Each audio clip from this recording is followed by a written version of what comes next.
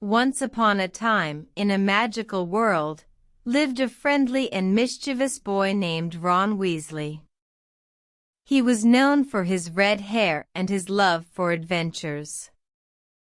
One sunny afternoon, Ron found a curious, glowing stone in the garden. He picked it up, and suddenly, a small, talking owl appeared. "Hello, Ron Weasley," said the owl. "You've found the Stone of Dreams. Tonight, it will take you on an adventure in your dreams." Excited, Ron went to bed that night, holding the stone tight. As he closed his eyes, he felt a warm, tingling sensation.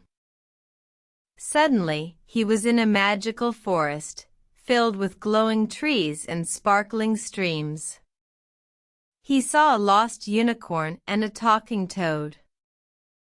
"Hello, Ron," said the unicorn. "I've been waiting for you. I need your help to find my lost friend."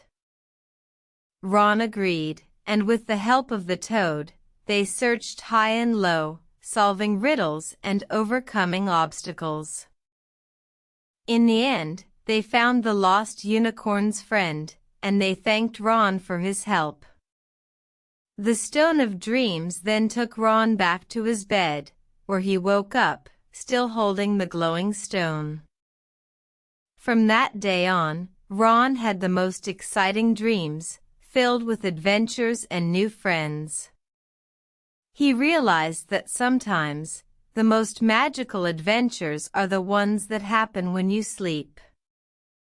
So, remember, dear children, never be afraid to dream big and have adventures, even when you're sleeping. Good night.